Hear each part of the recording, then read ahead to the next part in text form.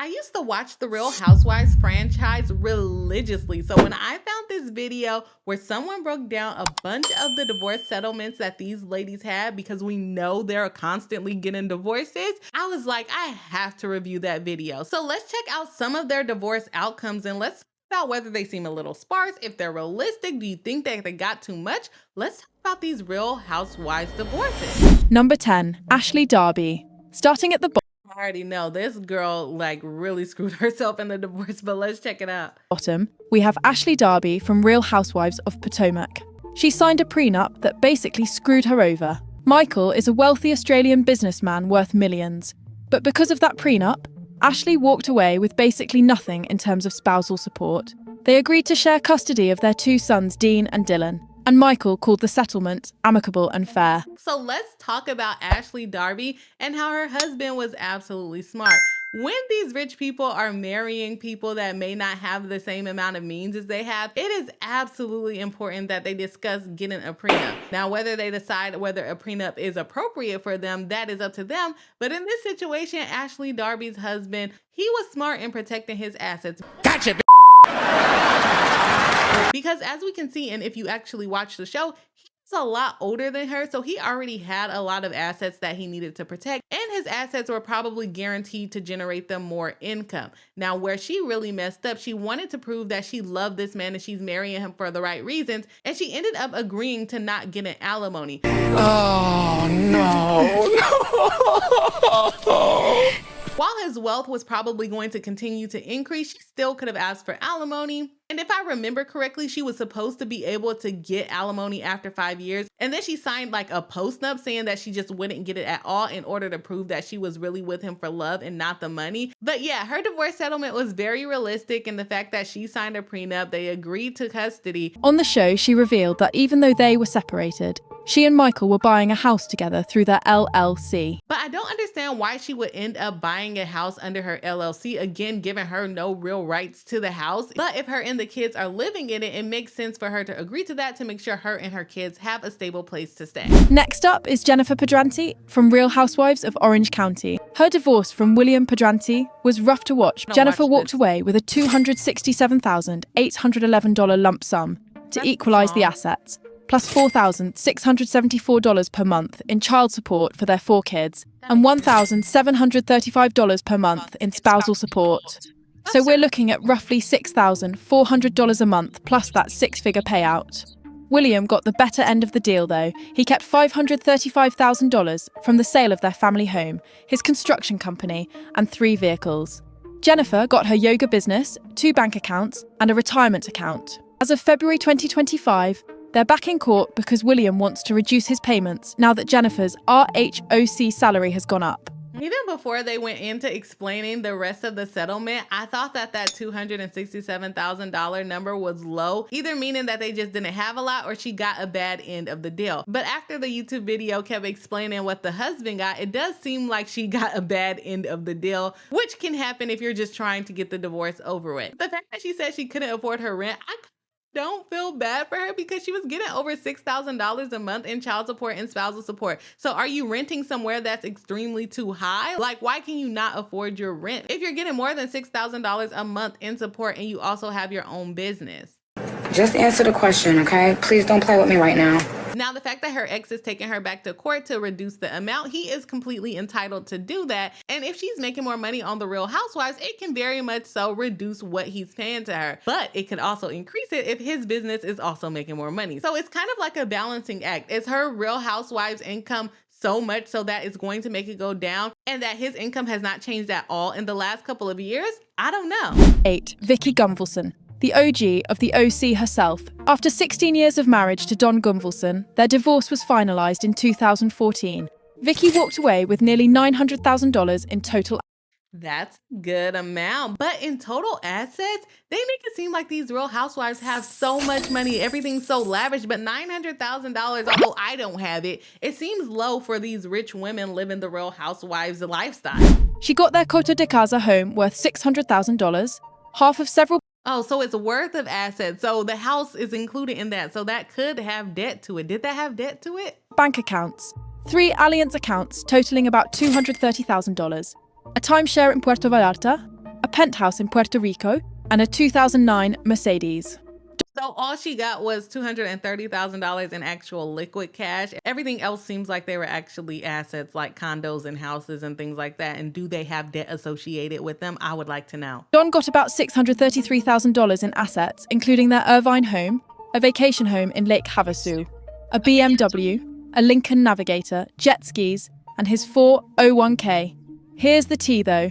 Vicky actually had to pay Don $67,799 to equalize their assets. So I think I get it now. So they're saying that she got $900,000 worth of things and he got $600,000 worth of things. I think that takes into the account what the debts are associated with those properties, because they listed way too many properties for it only to be worth $900,000 and $600,000 respectively. The fact that she had to pay him a $67,000 equalizing payment is very realistic. It's payback time.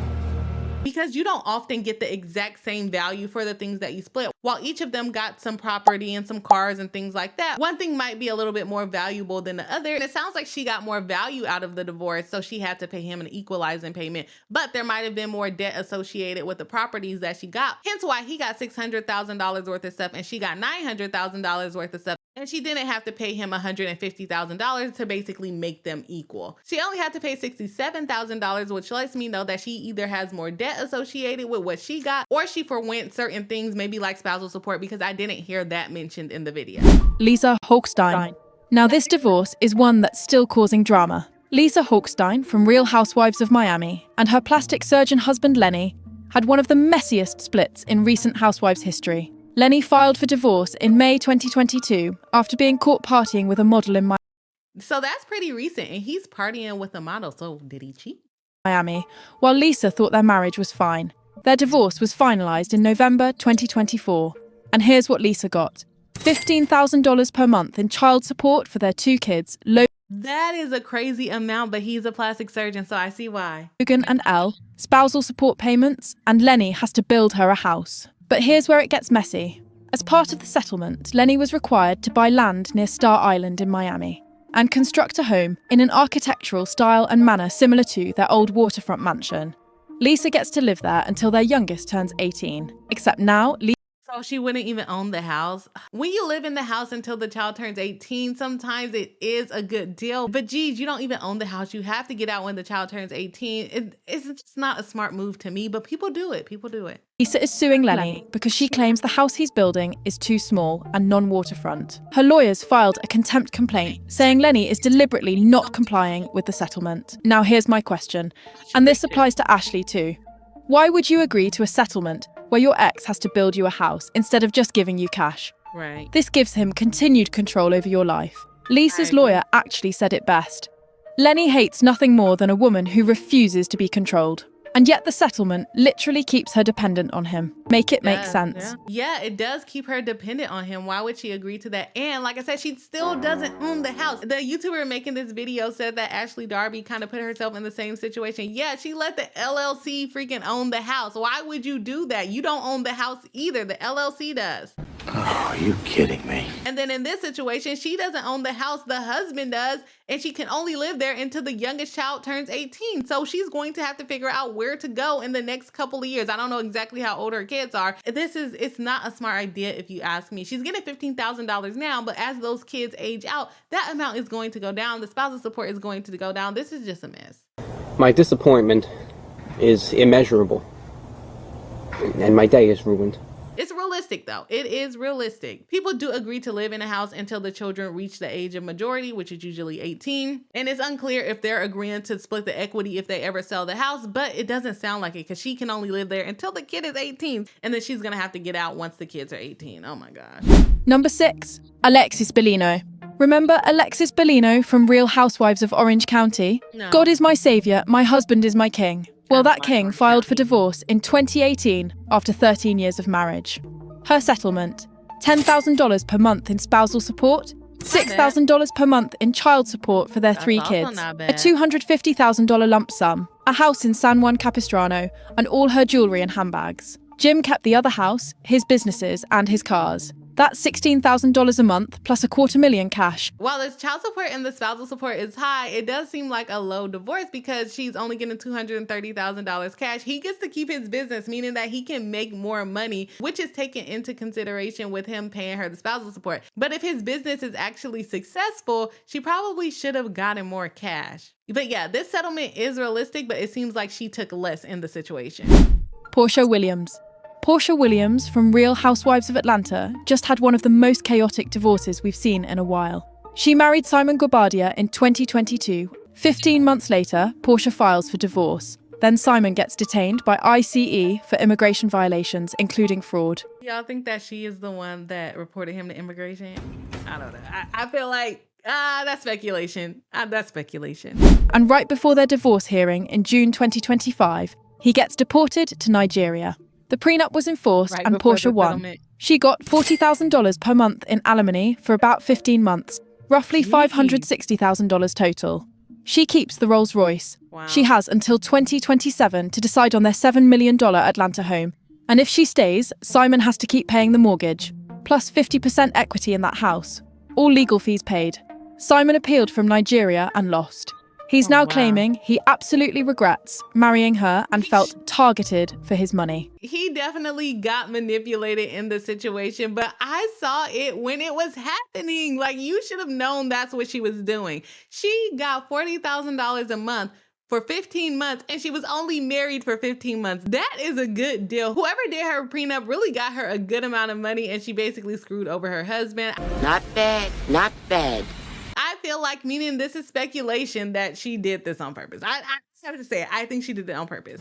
As of August 2025, Porsha filed to hold Simon in contempt because she claims he owes her $667,000 in unpaid settlement money. Girl is not playing. According to this video, she's basically trying to hold him in contempt, meaning that he can face jail time or civil penalties, which usually is payment for not doing what you're supposed to do in the divorce. She's saying that he hasn't paid her all the money, but he's in jail. Like, what the heck do you think is going to happen? You think he's going to continue to make money? Probably not as much as he was making over here in America. Like, what?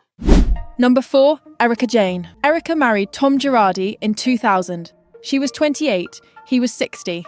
Tom was this mega famous attorney, the guy behind the Erin Brockovich case. They lived large. Private jets, $40,000 a month glam squads, designer everything. And if you were following the Tom Girardi case, you know that they were paying for Erica's lavish lifestyle out of Tom Girardi's business. That is what he was getting sued for the fraud. Like, oh my gosh, it's ridiculous.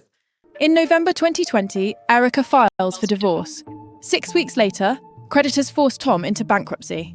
Turns out he'd been embezzling money from his clients for years. So he was embezzling money and paying for Erica's stuff. Just so everybody's clear on the embezzlement. Tom was convicted of wire fraud and sentenced to 87 months in a federal prison in June 2025. Erica and Tom are still not officially divorced. She filed 5 years ago because Tom has Alzheimer's and is under a conservatorship. She has to go through his conservator for any legal paperwork. But instead of getting a settlement, Erica is actually facing a $25 million lawsuit.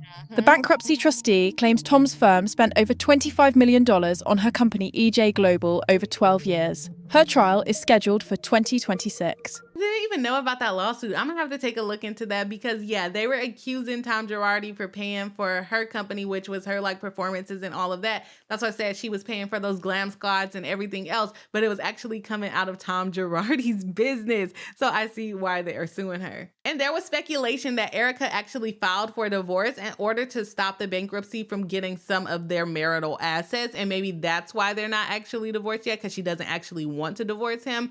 But that has never really been proven. Number 3, Kim Richards. Let's go back to the OGs. Kim Richards from Real Housewives of Beverly Hills has a divorce settlement that's been paying out for over 3 decades. Kim married Greg Davis in 1988. Here's what you need to know about Greg.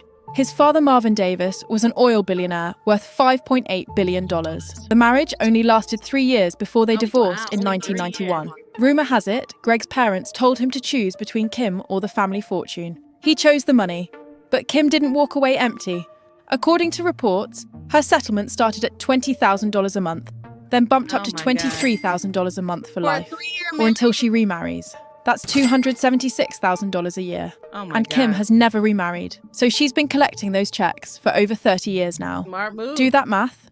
We're talking potentially $8+ million from a 3-year marriage. Now that is a deal if it was ever a deal. This is exactly what I've been waiting for. This is exactly what I've been waiting for. She is getting $23,000 a month for a 3-year marriage. Did he marry her without a prenup? And the family saying to choose her or the family fortune. It sounds like he's draining the family fortune by paying her $23,000 a month over the course of what, 30 years? More than 30 years he's been paying her this? And they were only married for 3 years. So yeah, it sounds like they didn't get a prenup. But you know what? If they were married or divorced, I forgot what they said in 1991. Yeah, prenups weren't really popularized until after 2001. So I definitely see why he didn't sign a prenup. Oh my gosh, that's so bad. That was a bad divorce settlement. Oh my gosh, who did that? Camille Grammer. Camille Grammer walked away from her marriage to Kelsey Grammer with a $30 million settlement. We watched this unfold during season 1 of RHOBH. Kelsey initially offered $30 million. Camille demanded $50 million. They settled on $30 million, half of their $60 million in assets. They had no prenup, so California community property laws were in Camille's favor. She also got 50% of Kelsey's 401k, child support, and alimony. That is absolutely insane. These people are entering into these marriages. They know they make a lot of money and they're not getting prenup. So yeah, the community property laws in California are going to benefit the person that's making less money. And people are asking her, why is she taking so much? Yeah, because she is entitled to it. She married him. There's no prenup. She's entitled to half of whatever was earned during the marriage. So it is what it is. Number 1, Sutton Strack.